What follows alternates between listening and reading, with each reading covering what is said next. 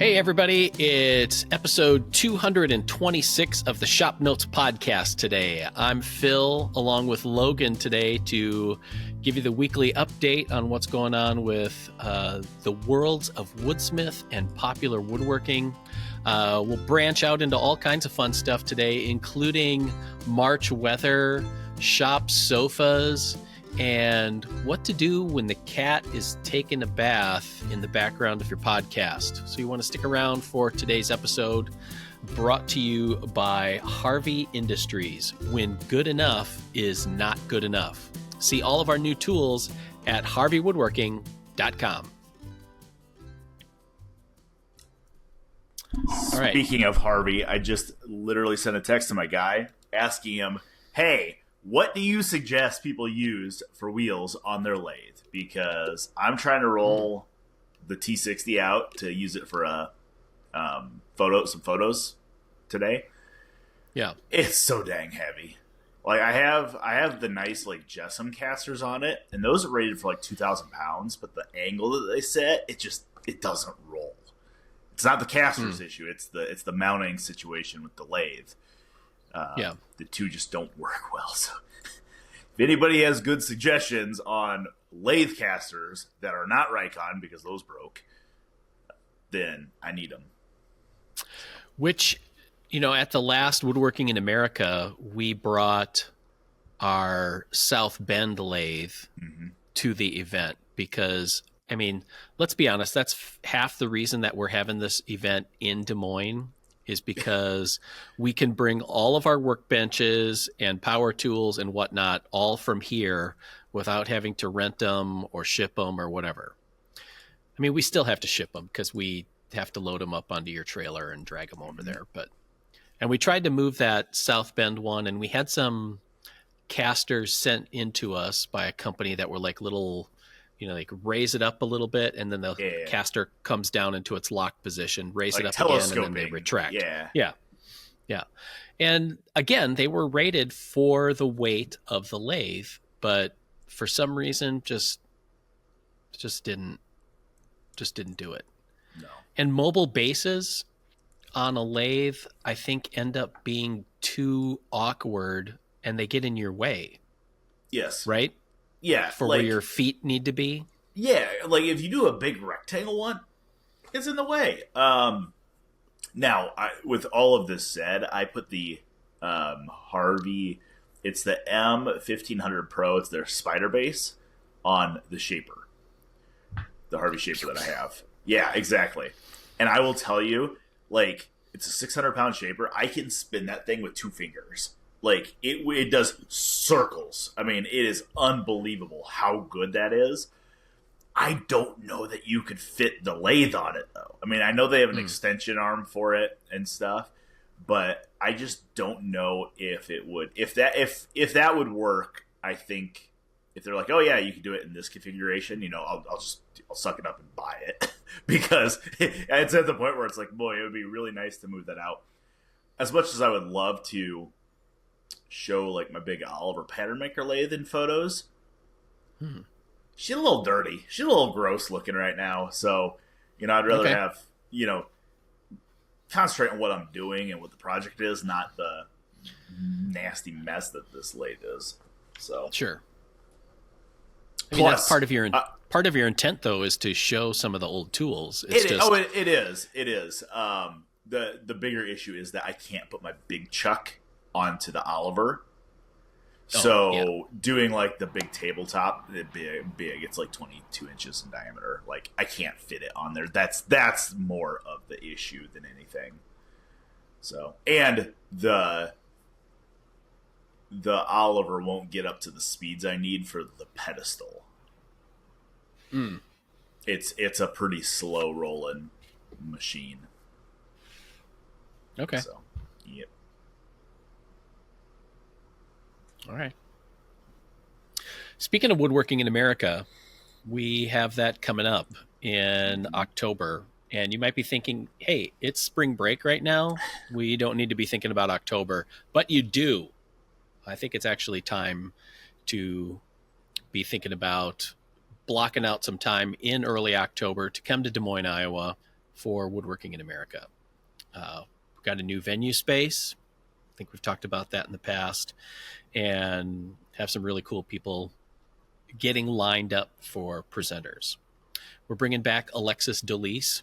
She was one of the hits from last year, and I was super impressed with her presentation about how it was like a combination. These are the projects I make. This is the kind of person that I am. This is the shop, and how they all just kind of weave together.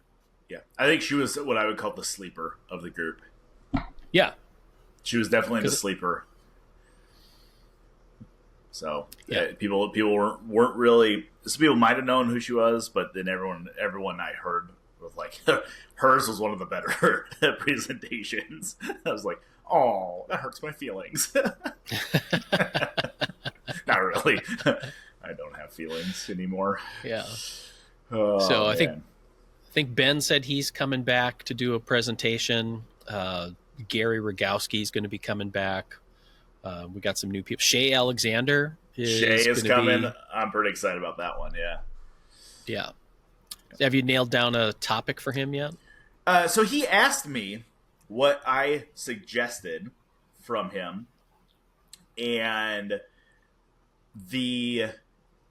what I threw out to him. This is me like trying to figure out if I could drive home during a blizzard, so my texting back and forth was not the greatest. But like I said something, that I said that we would love to have something on chair building, because that's always an interesting topic.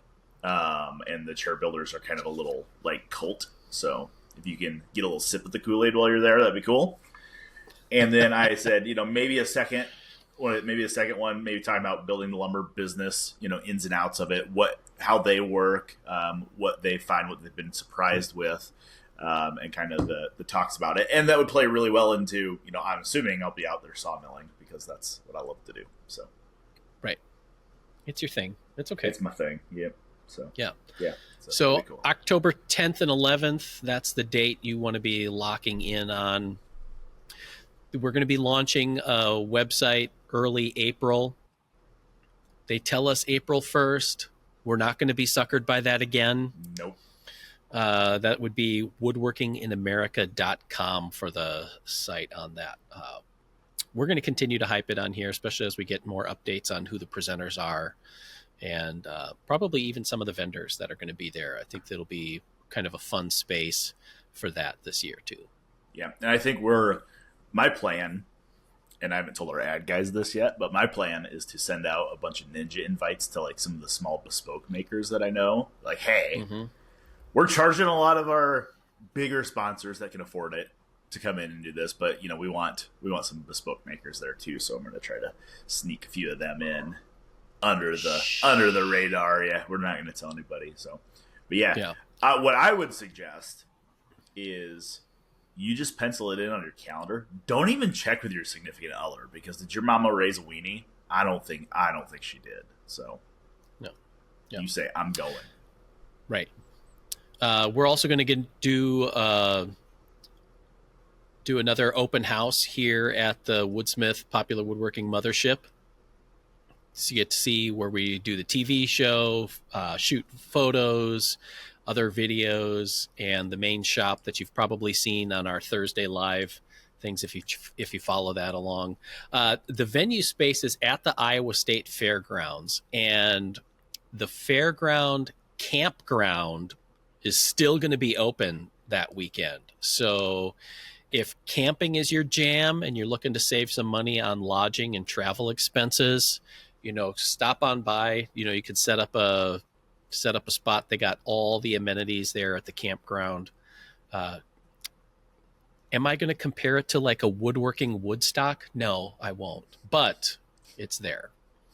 But if somebody made that connection, that we wouldn't argue with it. Right. Yeah, we're not going to argue with it. Do they have fire pits there? I believe they do, yeah. Okay. Well, we'll verify that. And if they do and we have enough people camping, I will drop a giant load of firewood there for people.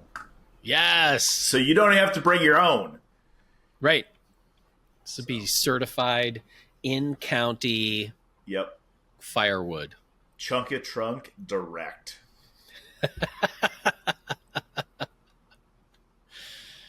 All right, let's pick up with a couple of comments from past episodes.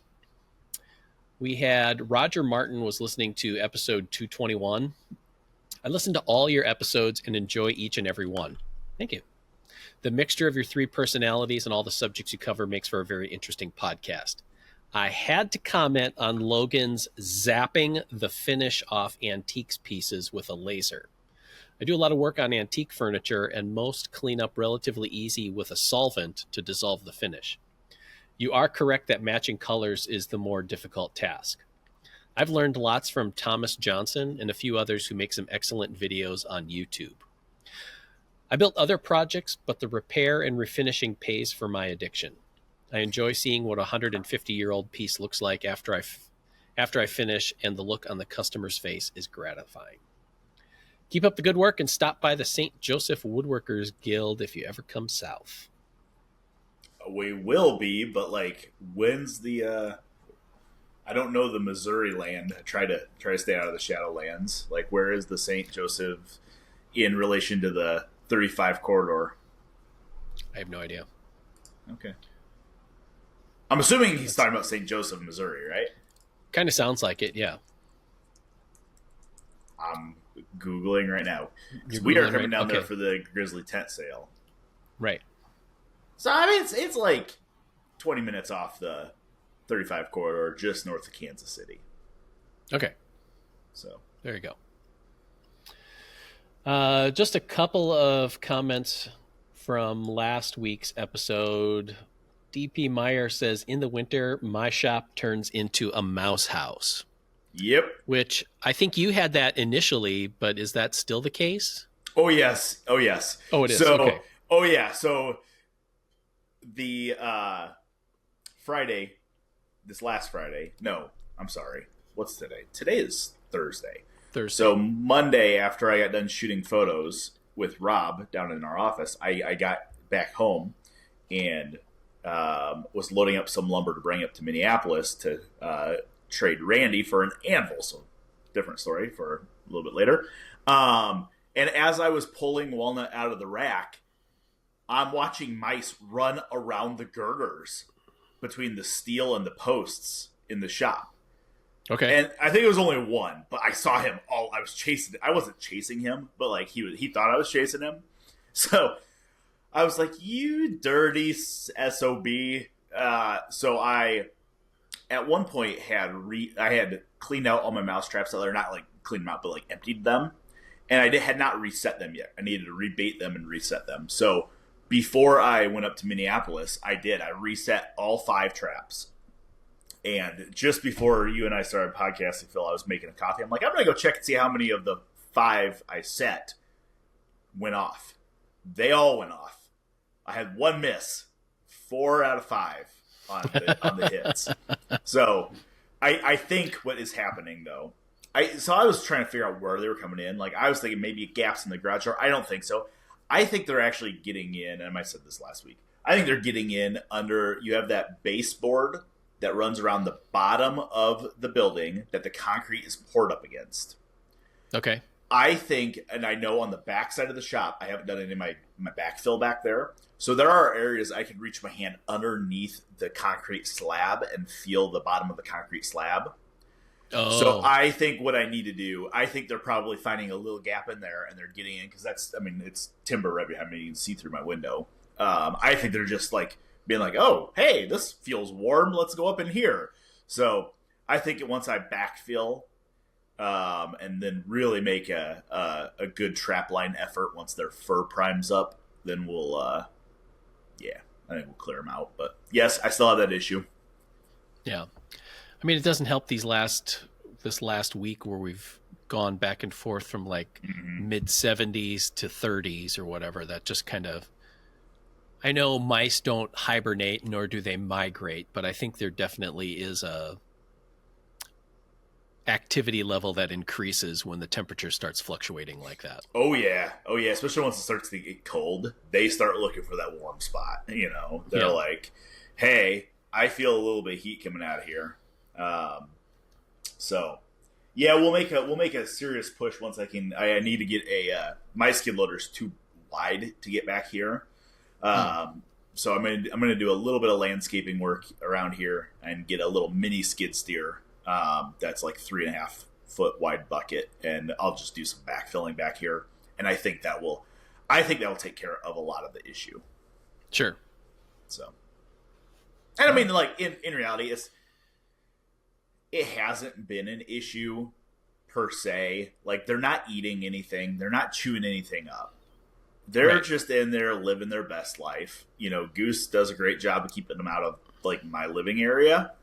I had one that got under the bathroom sink, but he didn't chew anything up other than maybe a paper towel. So, yeah. It's living in harmony with nature. That's what I'm hearing. I mean, yeah. I will tell you, though, if I would have been skinning these little buggers out, I could have a nice mouse fur shawl right now. It'd be like one of those like morbid, 16th century artifacts that's like, who really spent the time to do that? But it would be awesome. Yeah. Moleskin. Yeah, kind of, yeah. Well, and that's, it's funny because I have had, in my garage at the house, I've had problems with, they're not moles, but like weevils. Is that right? Or what are the other things? Voles? Voles, that's what they are. Weevils are a bug. Voles. I've had voles get in there before. Yeah. And they're kind of dumb looking, but yeah. So. This episode of the Shop Notes Podcast is brought to you by Harvey Industries, when good enough is not good enough. See all of our new tools at harveywoodworking.com.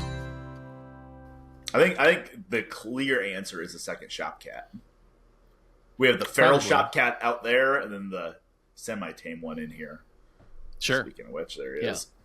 I mean, I think if you're going to do that, though, the feral looking one has to be like a Maine coon cat or something. Oh, like yeah. that, One eye, looks, missing an ear. Yep. Yeah. Looks like it's half bobcat kind of look.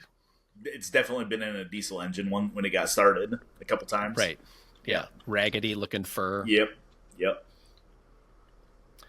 All right. One more comment. This one again from DP Meyer on last week is Logan's cat is taking a bath for like 5+ minutes. That should have been blurred out. Triple X. Let's be fair, okay? He's still what I would classify as a kitten, so he still doesn't understand. My oldest is 10 years old, and he still doesn't know how to take a shower, right? So, like, the cat's got a while to learn how to take a bath, and if you would see how dusty he is usually, there wouldn't be any question about this. So, yeah. It's really funny going over there because I see Goose, and when he was little, definitely, the sleek jet black cat. But now that he's a little bit older and kind of feels the full range of your shop, when you go in there, he looks like he's frosted, kind of. Oh, yeah. With just a little fine layer of dust. Yeah. Well, and half the problem is that he is a kitten. So he finds stuff to play with, and it is very much like hunting training where he's rolling around, pouncing on it and stuff. So there's no, yeah. And when I do bring him inside the house, which we do pretty much every day, he goes in the house for a couple hours to hang out with everybody in there. It's amazing how different he looks 3 hours in the house versus 3 hours in the shop, because all of a sudden he's back to sleek and shiny in the house. Too funny. Yeah. All right. The other big news for your shop is lurking behind you in the photo. Yeah, my sweet 1960s couch I got for the shop. So I've wanted a couch for in here for a while. So like, there's sometimes where it's like I'm done sitting on the desk at the desk. I want to just like, grab my laptop, sit on the couch or whatever, right? Or sure. Somebody is has COVID and has to sleep out here or whatever. Found this thing in like Omaha. No, yeah, it was almost Omaha. So the boys and I drove over there last week and picked it up, and it is awesome. It is like like, I think the light is not the greatest in here, but come on. Mm-hmm. Yeah. Mm-hmm. I know that there are people that are listening to this podcast right now that see that and they're like, I'm sitting on that right now. Which it was funny. One of my buddies up in Minneapolis that I had lunch with this or dinner with this week is like, tell me it smells like smoke. Like, it has to smell like a pack of Marlboros. And I'm like, no, actually it doesn't. It actually is like, it's in great shape. There is not a single thing wrong with it. It does not stink. Oh, I love it. When you think of a sofa that age, it should have either a faint, like musty basement smell, the cigarette smell, or like a pipe smell. Yeah, and it does not yet. But like, it's like, yeah, it's just, I mean, I was very adamant that I wanted to find, I mean, I got that lumber bookcase in here. I have my Craftsman desk in here. I was like, I want to find like a Mission or Stickley style couch, Prairie style couch to go in here. Okay. The problem is they're pretty pricey, and let's be very clear. I don't have any illusions about this. This is a shop office. Like, it is not a living space. I don't need a fancy couch. And I couldn't bring myself to spend, $500, $600, $700 on a couch. And that was on the cheap end. Right. Plus, those wood frame couches, like a Stickley or a Prairie style, they're very deep.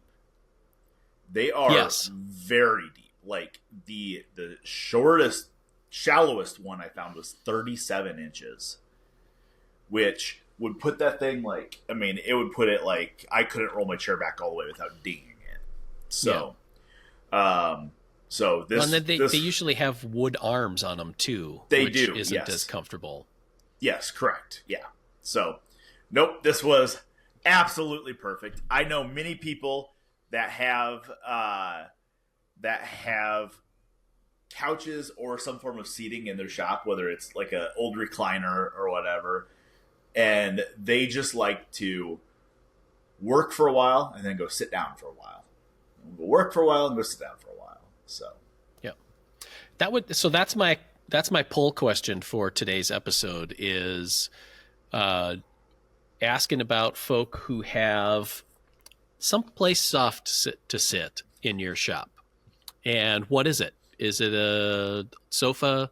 Is it a chair? Wherever. Do you have two? When you have buddy come over and you just have a beverage of choice, sit down and shoot the breeze about woodworking, and that's your spot. Whatever. But I would like to hear what it is. If you got photos, send those in to woodsmith@woodsmith.com, or just write about it in the comment section on our YouTube channel. But yeah, I would love to have something like that. But oh yeah, well, and I know a lot of people, and this would be a great one for you because Lee, I could find some. I know a lot of people just have like the bench seat out of a truck in their shop. Like, you know what I mean? It's just like, hey, 1970s F100 bench seat, heck yeah. So, no, this worked out perfect. I need a couple pillows for it. I looked at a couple at Cabela's yesterday, but like, I don't want like basic white girl pillows that are like deer heads, Like, I want something with character. Like, I want that rusty orange crocheted pillow. That's what I want. Yeah, the like latch hook mushroom rug kind of. Yeah. Yep. But I will say, Goose is going to get his safety caps put on his nails because he likes to. This is the perfect texture for him to just grab onto, and he can lay on his side and just zip around that couch by holding onto it. So, but. It was exactly what I wanted. It was not the couch I was looking for, but it's exactly the couch I needed. Okay. So you had a cat tower in the office for a while. Is it still in there? No. I actually, Goose's, because this has always been Goose's sanctuary in this office. Right. I have a little hobbit door in the door so he can go in and out of the shop. The cat tree was just so big. So I think that's actually going to go into the house. And I'm going to do a couple of like corner shelves right up in this area Okay. And put like his little fuzzy bed on one of them and stuff, and give him some area to climb too. And then I'm just bringing the cat tree into the house. The one thing that needs to come into this office still, this office is 90% done. I have to get the 3D printer out here. So right now, that's it. That's downstairs in, yes, Bob, my wife's unfinished office. It is down there still. So I need to get that out here. But I think what that means is that I'm going to build a little side table next to the couch, put the 3D printer on that. And then Goose's little litter box will have to go somewhere else. Maybe in the air compressor room with a little access cut through the wall. So. All right. Yeah. Yep. So. Nice. Yeah. All right, so you drove up to Minneapolis fully knowing that there was a blizzard coming through in March. Well, yeah. I mean, kind of. I have a few international trips this year, so I opted to do the TSA Global Entry Program, where it's like you basically go in and get fingerprinted, they take your picture. When you come back into the country, if they let you back in the country, which is a question, you basically get to skip the lines. So Iowa, our Des Moines airport, it's a misconception. We don't only have one airport in Iowa, but the Des Moines airport does not offer the interviews. You have to go do an interview in person. So the only place I could find that worked out was the Minneapolis airport. So I jumped in. I scheduled this about 4 months ago because they book out really far. So the boys had spring break. So I was like, you know what? We'll take 2 days. We'll drive up. Actually, I was planning on driving up Tuesday morning, but we drove up Monday night.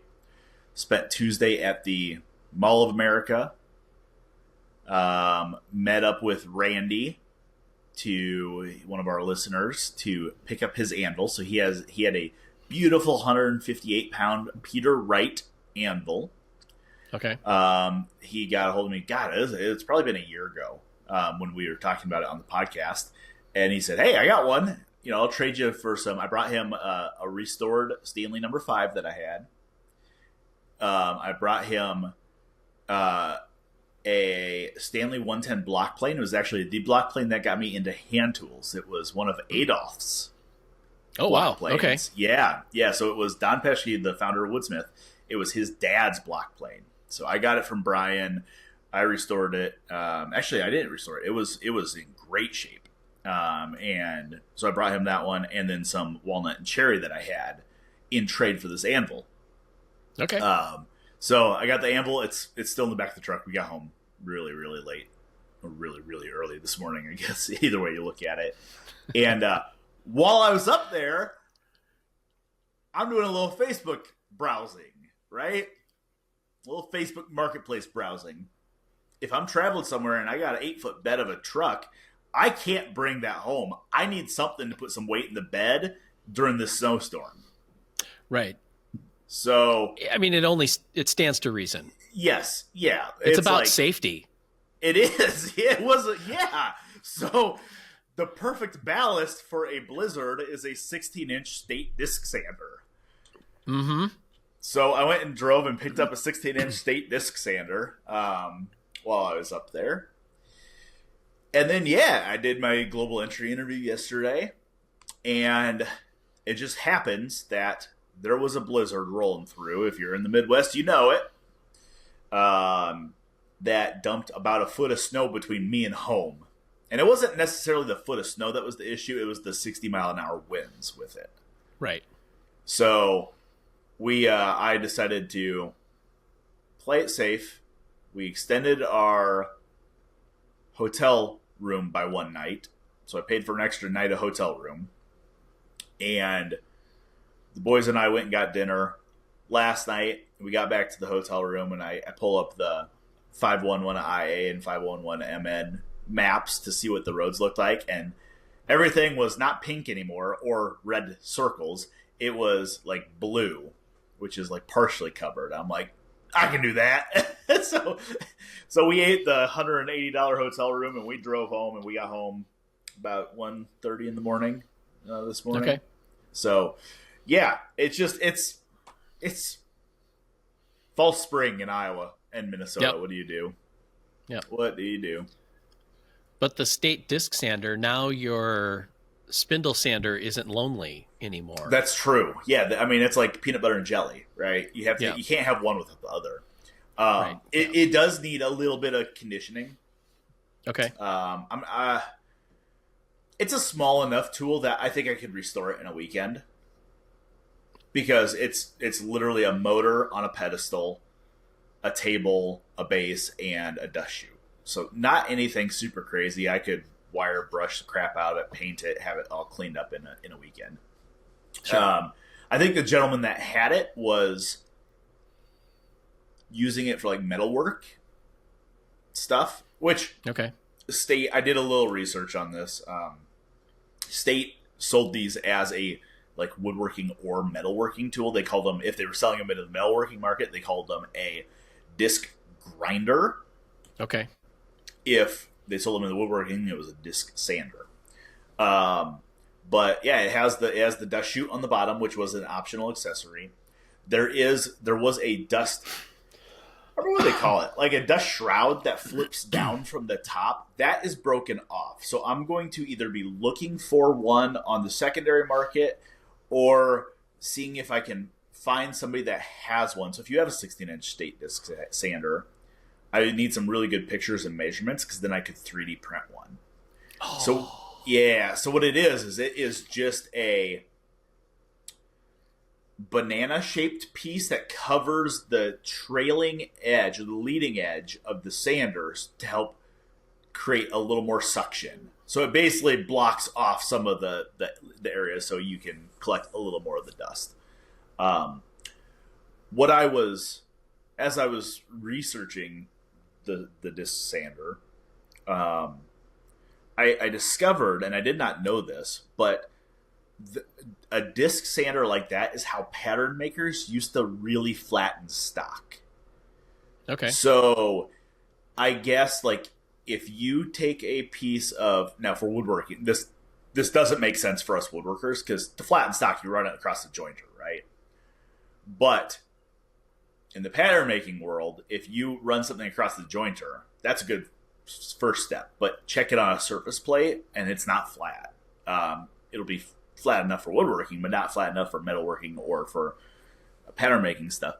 They would actually use the disc sanders, and a lot of these pattern shops had these giant, 36-inch disc sanders, giant ones, and you would just take your stock, push it up against the disc on both the upward and downward side at the same time, and stroke sand it left to right, and I guess that will get it within like half a thou if you have the proper technique.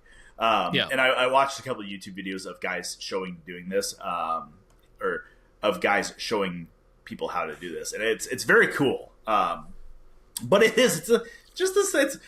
it's such a nice little size disc sander, and I will say, in the shop where you're sitting, Phil, back there, we have a Grizzly belt sander, edge sander, right, and it's a great tool, absolutely great tool to have. I think everyone would benefit from either having a disc sander or an edge sander. I would agree.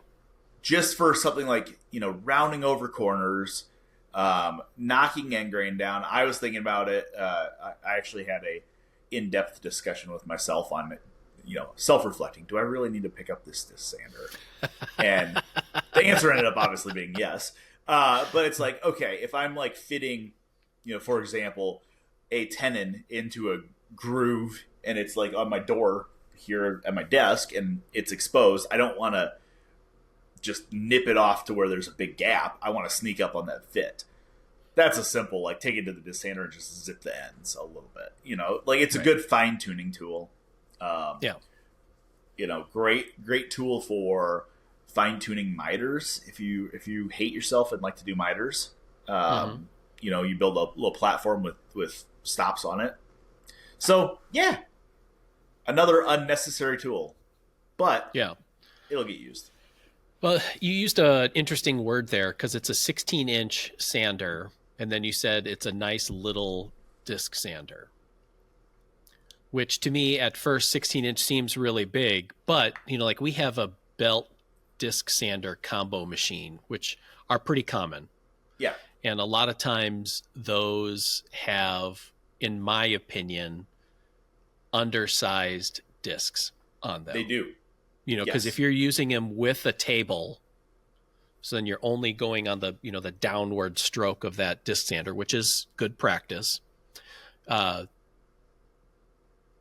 lot of those have like 6, 8, 10-inch discs, and now you really don't have that much usable space on there to do anything, to do meaningful work. Well, and especially once you start taking into account the surface speed changes across the disc, right? So, like, the center of the disc is rotating a lot slower. The surface speed is slower. RPMs are the same, but the surface speed is a lot slower. So it cuts a lot slower at the center of the disc than it does at the outside edge. So if you're trying to use a 10-inch disc to touch up the end grain of a 4-inch wide piece of stock, you kind of have to flip it back and forth to keep it even. Right. But yeah, what I'm getting at is that now I'm a very self-aware person, so I understand that this applies mainly to me in relation to a lot of the machinery that I have that is just way bigger than it should be. But like this sander footprint is only like 18 by 18 inches. Like it's small in the grand scheme of things. It's half the size of a bandsaw. Right. So I'm actually going to put it, and Phil, you've been in my shop. I'm actually going to put it right by my Harvey bandsaw on the back side of it. So it's going to be kind of, right now my outfeed table is much larger than my plan is to have it. I'm going to make a much smaller outfeed table, but I'm going to put it right at the end of the wall, opposite side where my spindle sander is. It'll tuck in out of the way, plenty of room to use the disc sander, but it's not going to interfere with the outfeed of the bandsaw. So I think that's a good spot for it. Plus, I have dust collection right there. So that's the other thing to consider is, where do I need to put this to be able to collect dust? Because I will tell you, the State Spindle Sander makes a boatload of dust. And a disc sander moves a whole lot faster than a spindle sander does. So, right. Yeah. But no, there was a 20... I said there was a 24-inch for sale up there, but no need to go over the top on this. Then you were talking about using the disc sander to flatten surfaces, and I remember, I think every one of us who has a small random orbit sander has held the sander in one hand and taken a small piece in the other and just held it up there, to smooth that whatever small surface. So that's really what you're doing with a disc sander. Yeah. Is that kind of thing. So yeah, I'll see if we can drop a link to one of these videos on the show notes page of like how the one video I saw was a guy using his exact same sander, a 16-inch State disc sander, to flatten an end grain cutting board glue up. Whoa. Yeah, so he was just standing it up on edge. Yeah. Flat against the disc, and it was like a, from right to left, back to right stroke. Flips it end for end to do the other half that was above the disc. And okay. Yeah. Yeah. Pattern makers are a different breed altogether, but it's an interesting use for it that I'd like to try to mess around with a little bit. Well, I remember I followed Frank Howarth's YouTube channel for a long time, and he was doing segmented bowl turning where he'd glue up rings of segments, and he would flatten those glued up rings on his, I think he had a 36-inch one, but it was still that same kind of thing where you just held it on there and just kind of rub it around as it's spinning. And yep. Yeah. And, there's actually, was that a double 36-inch I sent you guys a link to that was for sale in Des Moines, or Nevada or something a couple of months ago? There was a giant, I think it was like a giant Oliver, double 36-inch, weighed like 8,000 pounds. I'm like, Yeah. that's so cool. Like, why would you ever use it? But if you have a Frank Howard size shop, then you would. So, Right. yeah. So no, it was. I mean, it was a good little short trip up there. I told my wife, and I know we have a lot of people that listen from Minnesota. I will own a cabin in Minnesota at some point in my life. Like, whether my wife is with me or not, I love, like, especially where I picked up this disc sander. It was up north of Elk River, I think. It was in Zimmerman, but you start getting up there and it's all birch trees. There's little lakes everywhere. This guy's house was sitting on a lake. I love it. So, but with that said, now I need a forge. So if anybody needs to trade a forge for some walnut, I'm here for you. Although I think I want a coal forge. I don't think I want a gas forge. I can see that. I think I with the little hand crank. Exactly. Yeah. Hand crank blower on it. Okay. Yep. So right. I have see zero, those. I was gonna say I have zero interest in making knives or anything. I want to do like some like hinges and stuff like that. Like, sure. You know, I would love to do some like ads out of ball peen hammers. That'd be pretty cool. Yeah, that would be cool. I would love to see that process. I think that would be very fascinating to me. Yeah. Hey, word on the street is Chris is moving. I wonder if he needs to sell a forge before he leaves. Maybe. I don't know. I mean, you sometimes see them in antique shop or you do, yeah, barns and stuff like that. There's Living History Farms here. They have a blacksmith shop, and I know that they have, or the last time I was there, they had at least 2 or 3. Yeah. Just kind of in their little scrap display section.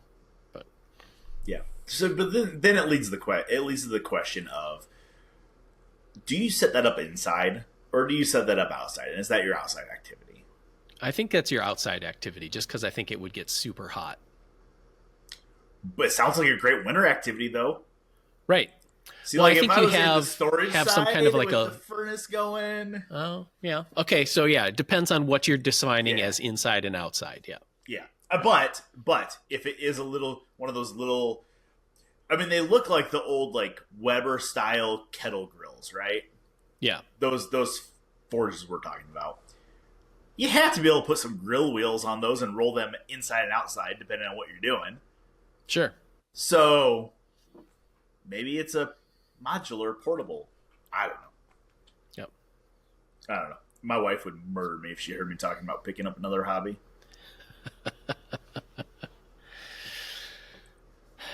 The big thing here on the ShopNotes podcast is we're trying to promote the craft of woodworking and all the little adjacencies that go along with it. In addition, we're working on the secondary economy of the buy-sell trade where, you know, if you can do, this is the ultimate in cashless economy. You have an anvil that you're willing to trade for some used tools and some lumber. This is the economics of the past and future all in one. Yes. Yep. There you go. Which, you know, speaking of back to the Woodworking America thing, you know, we pitched around the idea of having a tool swap meet in the morning, like on Saturday. Saturday morning. I'd be interested to know if people would be into that. So yeah. I feel like we could bring in some people from like the MWTCA, Midwest Tool Collectors Association. Right. I think it'd be kind of cool. A boot sale, as the British would call it. Yep. Yeah. Yep. Okay. If you have interest in that, let me know that too. Send that in with your questions and comments. So I think that wraps up another episode of the ShopNotes podcast. Check out our show notes page over at shopnotes.com. As I said, Woodsmith at woodsmith.com for emails, or leave a comment in our YouTube channel. We have more than 200 episodes in the back catalog with all kinds of fun discussions and topics and show notes pages to go along with it.